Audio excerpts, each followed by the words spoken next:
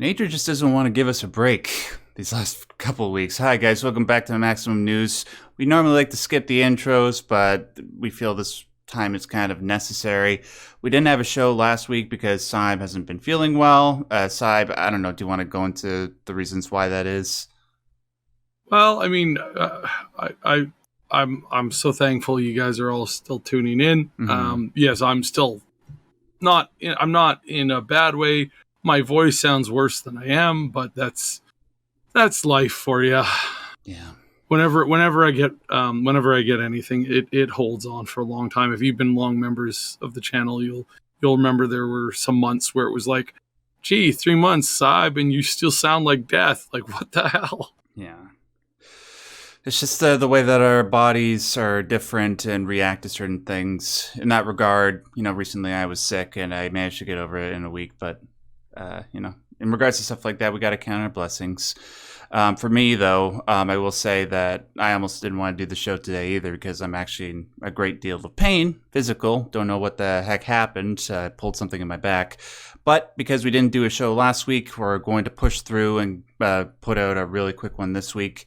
Me and Syb, but also just to maybe, add another voice here if we're having a little bit of trouble trying to get our thoughts together on account of the pain that we're in.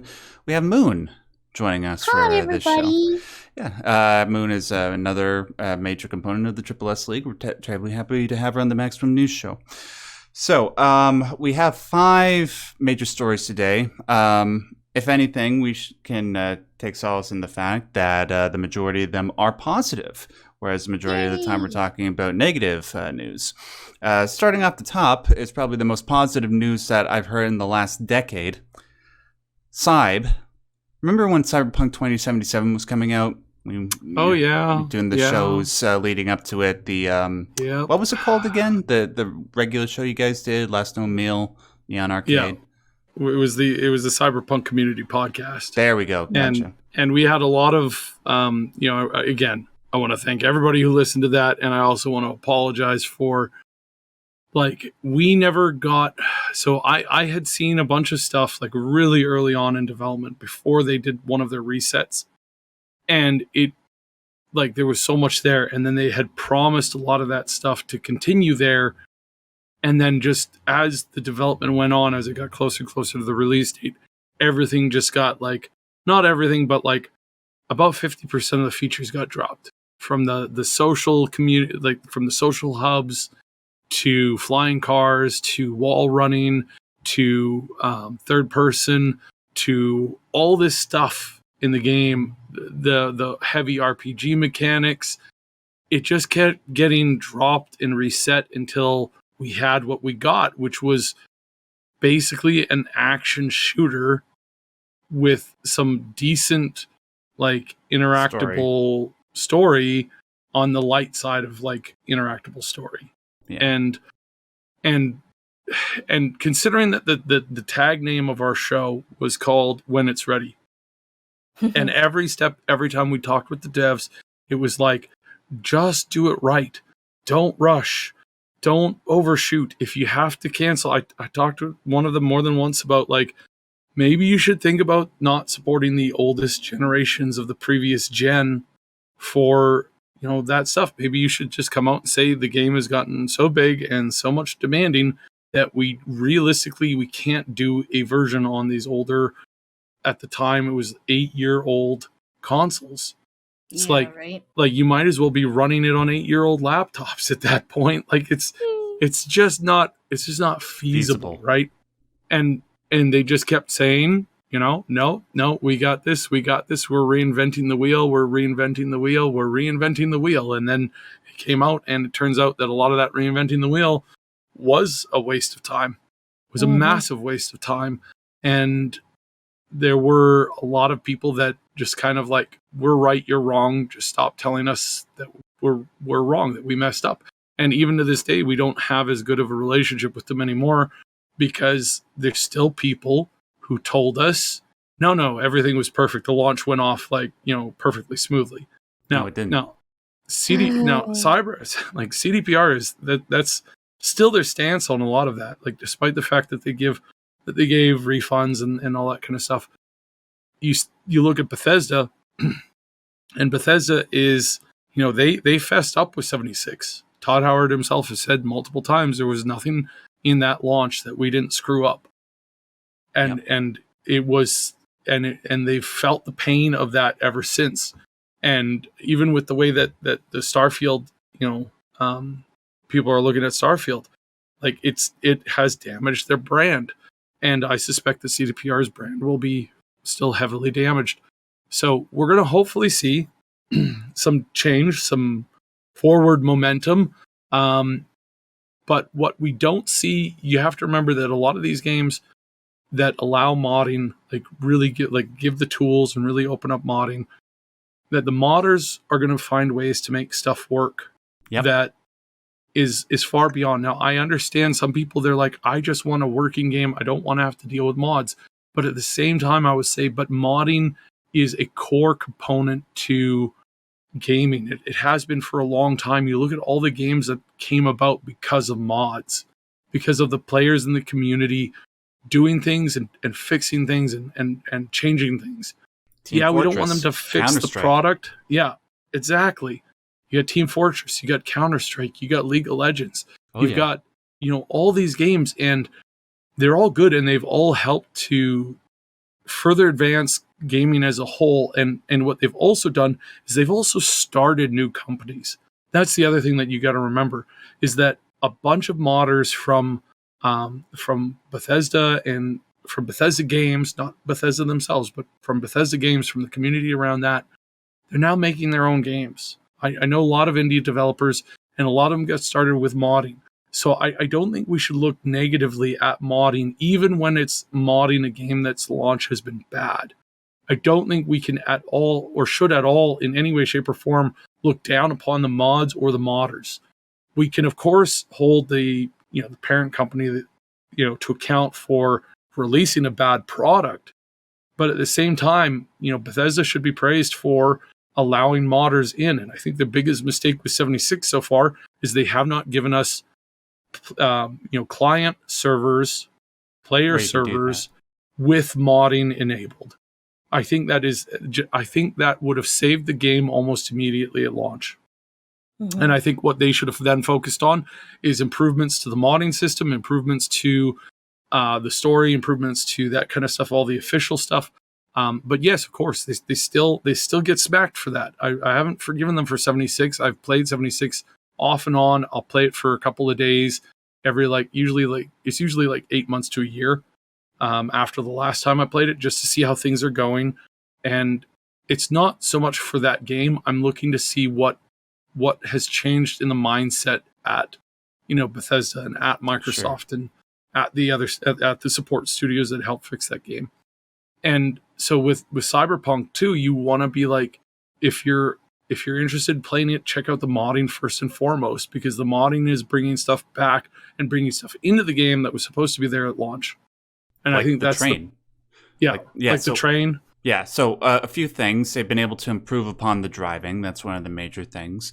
Another thing is being able to improve upon the customization options that are already offered. Another one, a lot of people really thought that you'd be able to go around the map on a train, because that was some of the early footage that we saw in the CG trailers is V on the train.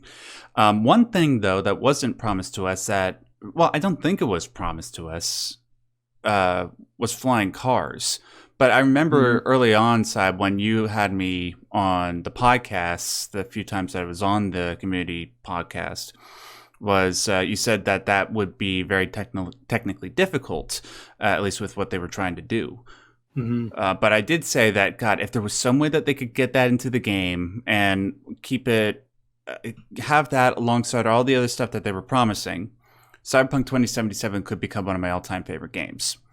Well, it looks like they finally added in the flying cars through modding. Yeah. Thanks to Last Known Meal, who was a part of the community podcast. He put out a video about a week ago showing a mod that allowed you to take all of the vehicles in the game and make them instantly able to fly.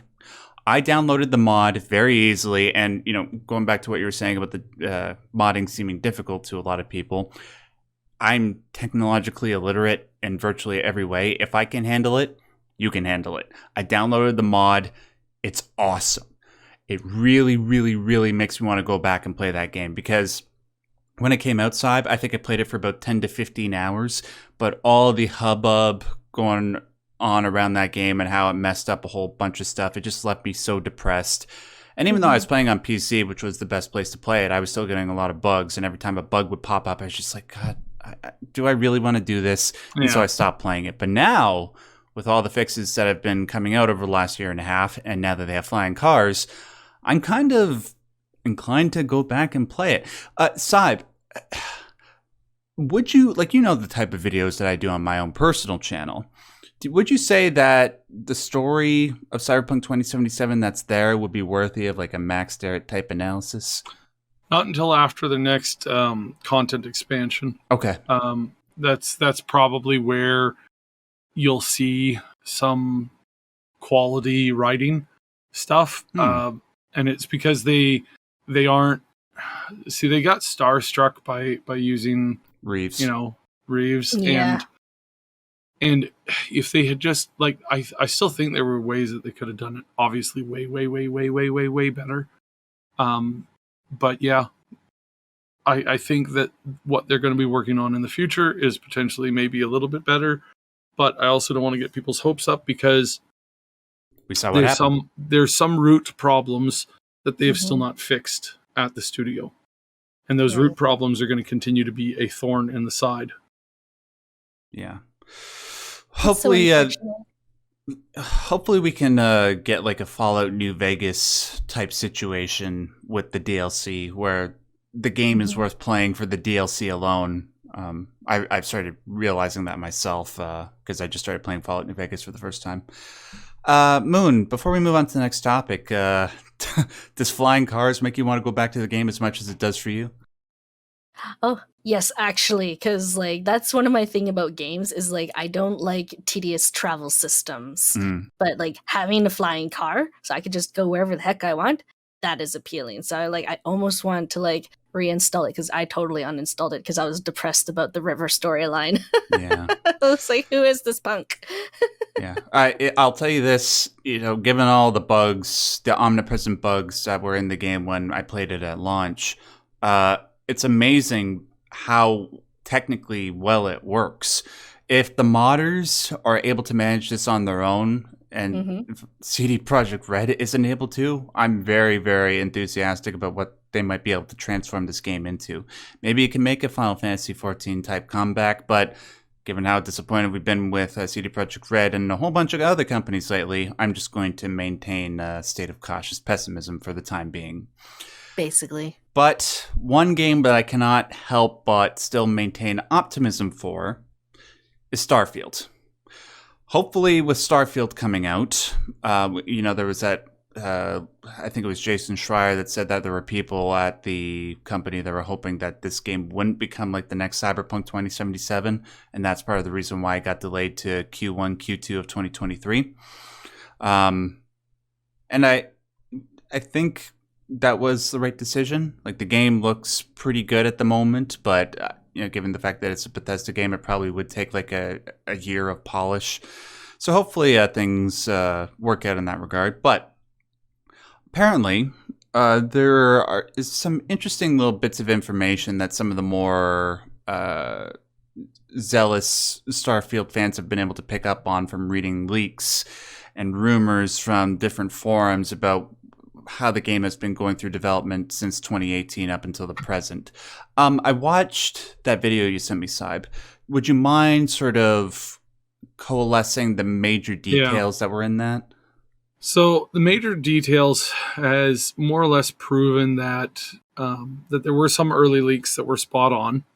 And then going back, when you have places like 4chan, Reddit, and other places that were where somebody's like, my dad works for Todd Howard in a video game thing, and he talks in his sleep, and here's what I heard. You hear that kind of stuff, you're like, what a joke, right? But after a product has come out, you can actually retroly go back over and see who got it right, who got it wrong, who got it, who got lucky, maybe. But what can we pick up from this? And what we pick up from this is that the game actually has a lot more to it than what we've been shown so far. The official narrative of the official story is pretty straightforward. You follow a bunch of quests that take you from point A to point B, and you complete the story, and you have played the experience. But what they've added on top of the game is a procedural generation engine that is quoting from a source who contacted Juicehead. And Juicehead and I talk every once in a while. Juicehead is the guy who produced the video that I was just referring to, by the way. Yeah, Juice, anybody who follows Bethesda games knows Juicehead from a YouTuber perspective. But the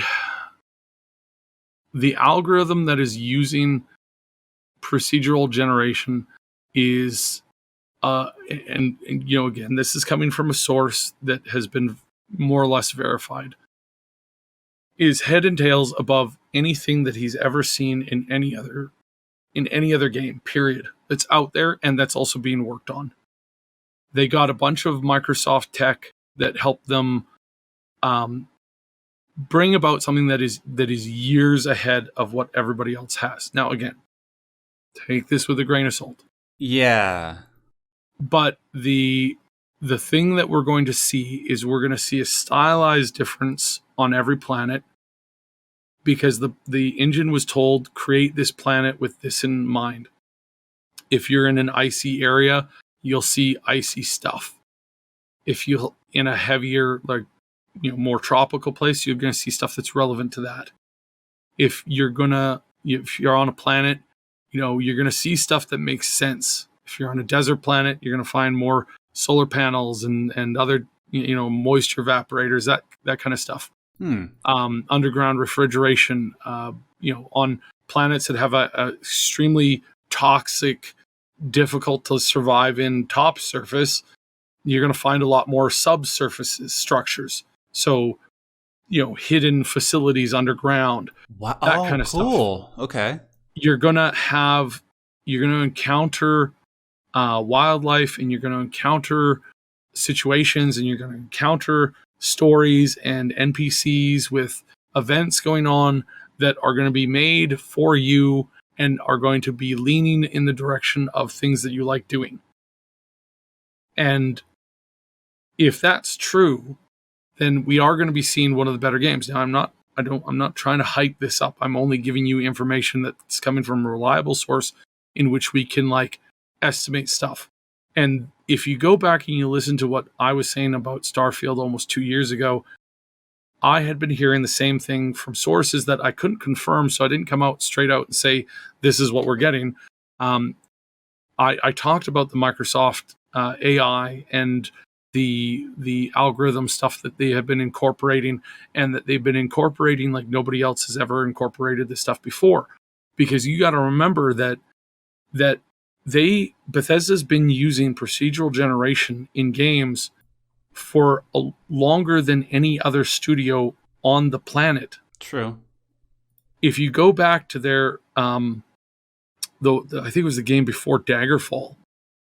If you go back to some of their really, really old, original RPG mechanics, in one of the games they had the space, the total explorable space was a life-size version of England. And I can tell you that you can spend an entire human lifetime of 80 years going up and down, walking up and down, riding, on horses up and down the entirety of England, and you will not see everything. Yeah. You will not see every nook and cranny. Now, the game was a little dry back then, but that's their starting point of procedural tech that they have been improving for the last 20 some odd years, 25 years. So I really don't think that it's fair to say, oh yeah, all these planets are going to be boring, deathless, and stupid. Right. And They're we're not going to get there, Hello and we're going to see the, yeah. Well, even then, I would say probably above and beyond them, because Hello Games did procedural generation, but a lot of this stuff is the same. A lot of this stuff is just visual. It doesn't have much depth to it. And what I'm suggesting here is that what we're going to be seeing from Bethesda is a lot more depth, because they are adding more RPG mechanics. In Hello Games, you don't have a lot of like, hey, you've run into an NPC on a planet and you can have a conversation with them and you can follow them back to their base and you can do stuff with them. What I'm saying is that we're going to see more stuff like that in Starfield than we have in any other game, including Hello. Mm-hmm. Now, again, Hello has a big, and Minecraft too, you know, that you can set up a server to be infinite. And you can run into weird stuff and the server starting to pull itself apart if you go far enough. They call them the Outlands. I think it's the Outlands, where it's like you get to a point where the game starts to like create just messes of things. Things are just bizarre. And that's cool that they have that, but that's the engine kind of falling apart when you're pushing it, you know, past the max. But here, you know, because the max would know. But here, what we have is we have potentially, like, you know, when you're walking around Skyrim, you encounter, you know, two people, you know, doing stuff, going on a mission, fighting each other, you know, just kind of passing. If you follow those people, if you do stuff with them, other things start to happen. That's where their tech was over a decade ago. Where their tech is going to be now is, I mean, expect something that's not just the same thing as Skyrim. It's not just the same thing as Fallout 4. We've had stuff like that, and I can guarantee you we're going to see better improvements. How much of more of an improvement? Is it 5% better? Is it 10% better? Is it better in a way that doesn't matter to you, so you don't care? Is it better in a way that, you know, it is more interesting to you and it is going to be 100% better than what you've experienced before? I don't know. And what I will say, 100%, don't pre-order. Right. Please don't pre-order. Pre-order 5 minutes before the game goes live. Yep. Pre-order, 12 hours before the game goes live. If you really want the game, if you're really liking what you're seeing, but wait and see and let Bethesda know. I would encourage everybody who has a Twitter or has some kind of online presence to just, you know, say, hey, I'm interested in what you have, but I'm not pre-ordering and I'm not buying this stuff until we see that you have done and can do better, and that you're not just, this isn't just a cash grab. I would 100% encourage people to do that. And if you at me, if you directly at the Triple S League while you're doing that, I will try my best to bounce that back. It might take a day or more, but I'll retweet all that. Right. So I think that the game has a lot more potential than we've been led on to believe. And I would point, if you're like, well, why didn't they talk about that stuff? The one thing that Bethesda's always been bad at is marketing. Like they're genuinely terrible at marketing. So like the whole, like, you know, they showed off this cool ability that they have in the game where you can shoot somebody's jetpacks and it'll explode and fly out. They put that into the game and everybody looked at that and said, wow, what stupid AI. It's like, actually, no, it's not stupid AI. They just programmed him to run in his lines so that they could show off this explosion thing. And they thought that was cool. They didn't think like, hey, people are going to think the AI is dumb.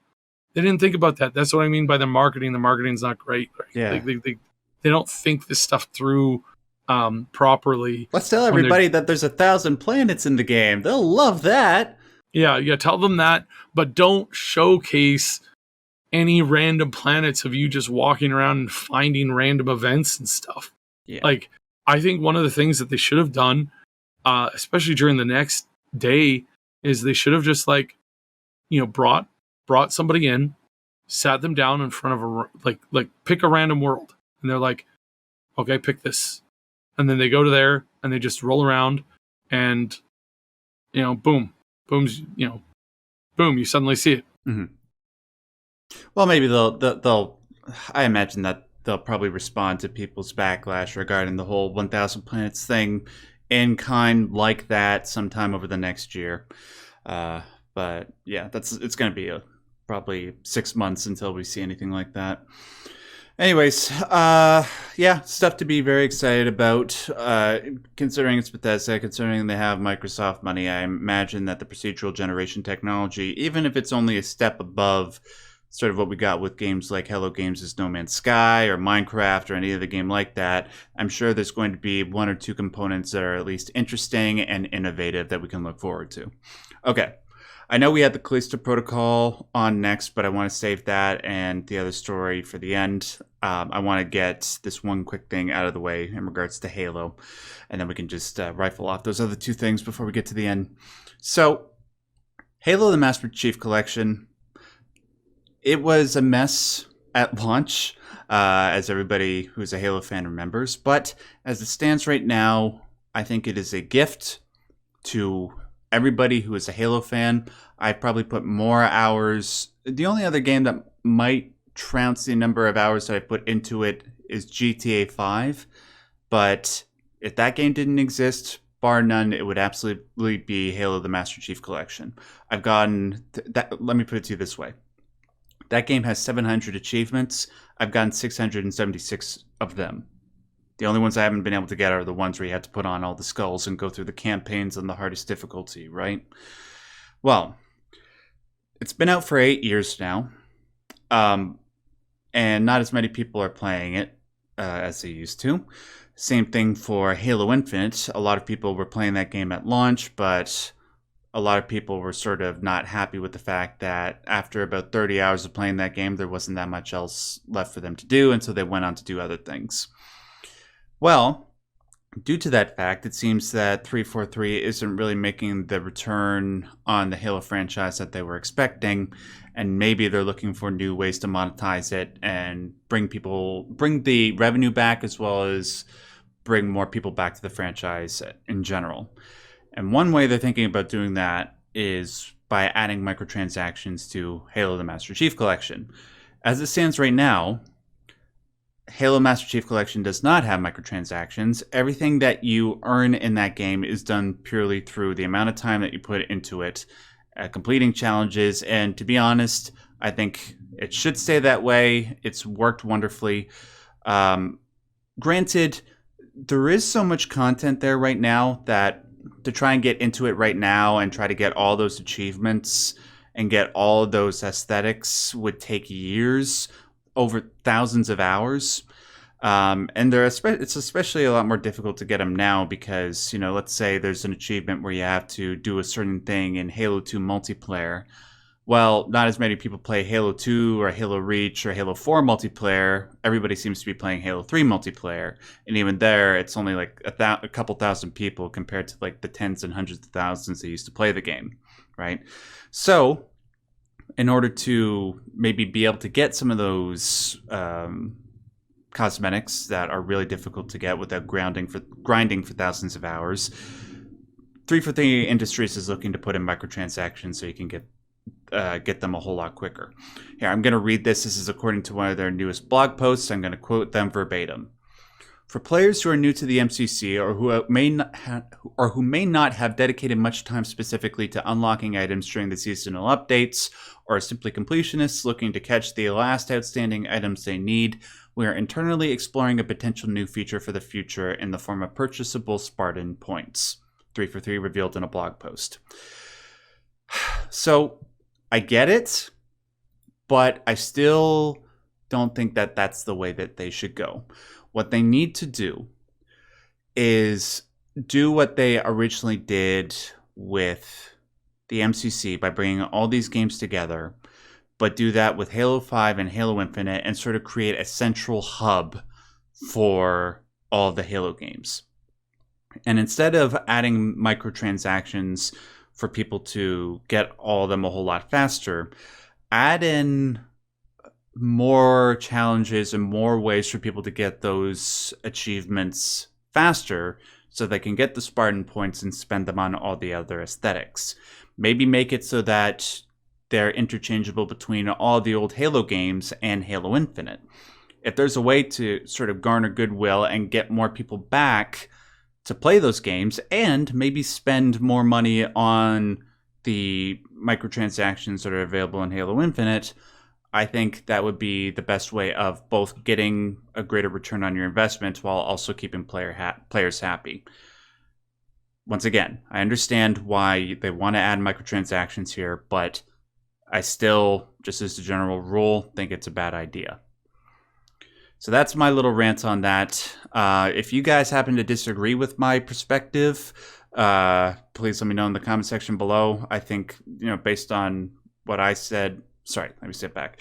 Based on what everybody else that's a Halo fan that has reacted to this news has said, that seems to be the general consensus, but maybe there's something I'm missing. I could be wrong. Syb, Moon, do you have anything that you'd like to say to that before we move on? I think anytime a game adds microtransactions is a bad thing. Sure. Yeah. Especially when you have to pay upfront for the game itself. Yeah. Like, it's one thing if you're playing Halo Infinite, which is free to play, and then you have a whole bunch of aesthetic microtransactions. That's more or less okay, I guess. Right? Yeah, if it's just like skins or whatever, like sure, I might like get that just to make my characters look pretty. But as far as like pay to play, no thank you. Right. Yeah. And I'll give 343 credit. I've played a lot of the Halo Infinite multiplayer. I've been able to get pretty much everything without spending a dime. But yeah, I imagine I don't like the precedent that something like this would set. Hopefully they don't go this way. Hopefully they'll do something like what I suggested, but I don't know. Anyways, let's conclude. I got to go in about 8 minutes with just a couple of positive pieces of information. Callisto Protocol.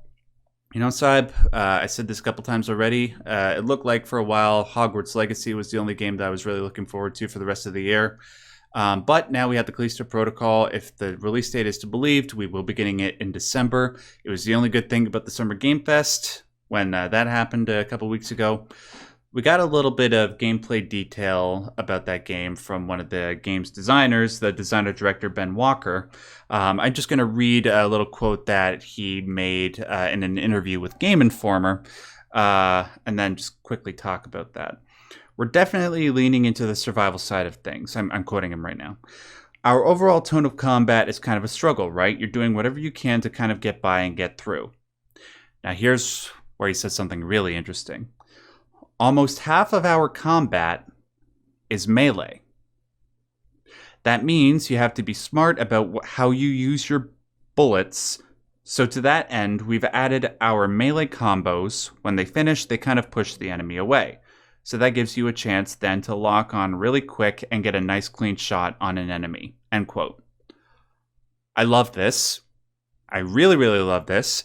Because what I found with the survival horror games that I tend to love the most, particularly Silent Hill, they don't really focus so much on guns. Because with guns, you can keep a safe distance away from the enemy and you can take them down really quickly. With games like Silent Hill, most of the time when I'm playing those games, all I need is my 2x4 and I'm set. But even then, it's kind of terrifying because you need to get up close and personal with these terrifying enemies, and you don't know, maybe they'll swing at you while you're trying to hit them, and it'll take your health down nonetheless. With Callisto Protocol, the stuff that we've seen so far is pretty terrifying. If I have to get up close and personal with those enemies regularly, and I only have 1 or 2 chances to maybe get a couple hits in with limited bullets, that sounds like brilliant game design. I'm really, really happy to hear that.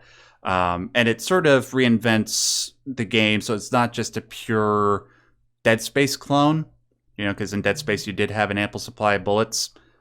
It really seems like it's going to be its own thing. Syb, Moon, any thoughts? I like melee. I hope that they have like good cameras and camera angles, third person, all that kind of stuff, because that's what makes really good melee third person stuff like just amazing. If anybody wants to like look up like what the best melee stuff was, it was also the best lightsaber duels, was Jedi Academy. That was the game that came after Knights of the Old Republic. No, well, I mean, yeah, it came after that too, but it was like, so there was this game featuring Kyle Katarn that was like really, really well done. Everybody loved it. But then the Academy came after that, and they had just perfected, like, you could do backstabs. So if you saw somebody coming around the corner, you could like backstab them. You could like run forward, slash, get past them, then immediately turn around and do backstab, just like Darth Maul in that one movie. And he's like stab backwards and then just slowly keep walking forward. It's like stuff like that is so cool when they do it right. When they really open up and you could, like, God, that game was so good with its combat system. And it's I want more versions of that. And I think that's what we need in gaming, is to really push the limits of this stuff. I would really like to see the limits pushed for more of the first person combat, for more of the guns and stuff like that, because we've had some serious disadvantages and some serious lack of like growth in that sector for a really long time. I think I think there's time for stuff to grow. Good. Moon? I like the whole overall aesthetic, and yeah, like with the whole not having unlimited ammo, yeah, there's a lot more strategy, which I do enjoy. So yeah, I'm looking forward to that. Yeah. Didn't the it's been a while since I played Dead Space. Didn't the main weapon have unlimited ammo? Like the one that you used to cut off limbs primarily? I can't remember. Like, I'm not too sure. It's been such a while. Well, anyways, it's coming out in December. I'm very, very excited to play it. Me and my girlfriend, we love that type of game. We're definitely going to be playing that game together. Anyways, like I said, I do have a hard out at 4:30, so unfortunately we're going to have to skip the From Software stuff. But thank you guys for joining us for this edition of the Maximum News Show. We managed to get through it, Cyb. I want to remind you guys, as always, just to make sure to hit that like button, because when you do that, it tells the YouTube algorithm that not only this content is worth watching, this particular video I mean, but all the other videos on this channel. So make sure you hit that like button and maybe leave a comment if you have a thought about anything that we said. That helps too. I want to thank Cyb and for being such a trooper. Cyb, do you want to tell people about the main channel before we sign out? Yeah, pop on the main channel. Ash has been doing a lot more recent videos and some interesting content over there. Check us out at the Triple S League, and then keep it tuned here. And then follow us on Twitter. Nice. We got some other socials, and we're trying to be more active on them. Twitter is usually just a garbage cesspool of stupidity, and especially in recent days, it's like don't even go online. It's like just don't. It's just people screaming at each other. There's nothing inherently good about that, but if there's stuff to be made fun of or talk about games, we're going to try and do that. So yeah. And Moon, do you have anything you want to plug before you go? Join our Discord, join our Gilded, come say hi. We have lots of fun channels, including food, anime, and all that fun stuff. Escorts. Inside joke. And you guys could just find me on all the relevant forms of social media. I'm joking about that, by the way. On all the relevant forms of social media, just at Max Derrat. I'll put links to that and all the stuff that Moon and Cy mentioned in the description box below. Thanks, guys. And until we do this again next week, hopefully in healthier states, I want to remind you, as always and as per usual, stay yellow.